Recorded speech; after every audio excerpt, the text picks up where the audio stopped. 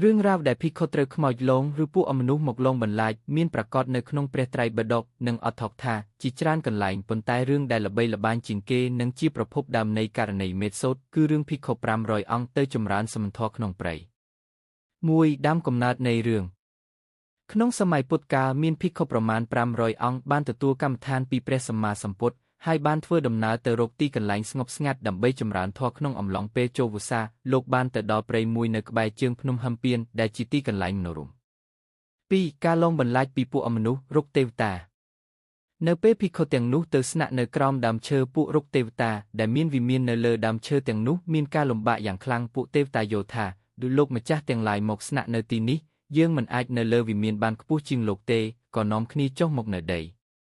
ដំបូងឡើយពួកទេវតាស្មានថាភិក្ខុទាំងនោះនឹងស្នាក់នៅតែ2-3ថ្ងៃប៉ុន្តែក្រោយមកដឹងថាត្រូវនៅអស់មួយវស្សា3ខែទើបពួកទេវតារកឧបាយកដេញភិក្ខុទាំងនោះចេញដោយការលងបន្លាចរូបភាពគួរខ្លាចបង្ហាញរូបរាងជាខ្មោចបិសាចយក្សដែលមានភ្នែកគួរឲ្យខ្លាច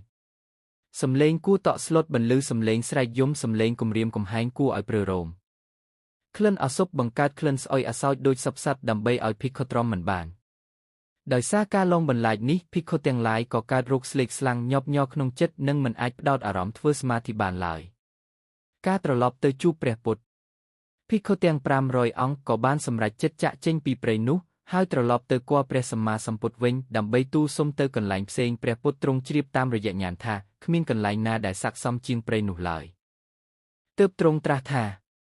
មនាលភិក្ខុទាំងឡាយអ្នករាល់គ្នាត្រូវត្រឡប់ទៅទីនោះវិញប៉ុន្តែលើកនេះចូលយកអាវុធទៅជាមួយផង4ការប្រទានករណីមេធសូតអាវុធដែលព្រះអង្គប្រទាននោះគឺមេធសូតការចម្រើនមេត្តាព្រះអង្គបង្រៀនឲ្យភិក្ខុសូត្រនិងចម្រើនមេត្តាចិត្តដល់សព្វសត្វទាំងអស់មិនថាពួកទេវតាយក្សឬមនុស្សឡើយ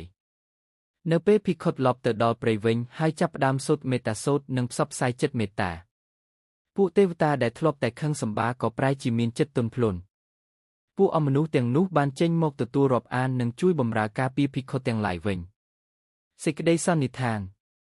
រឿងនេះបង្ហាញថានៅក្នុងធម៌ព្រះពុទ្ធមេត្តាធម៌គឺជាអាវុធដ៏ស័ក្តិសិទ្ធិបំផុតសម្រាប់យកឈ្នះការលងបន្លាចឬការព្យាបាទពីពួកអមនុស្សហេតុនេះហើយបានជាខ្មែរយើងនិយមសូត្របទករណីមេធសូត្រដែលចាប់ផ្ដើមដោយករណីមត្តកុសលេងដើម្បីការពារគ្រោះថ្នាក់ពីខ្មោចព្រាយបិសាចនិងដើម្បីសេចក្តីសុខសប្បាយ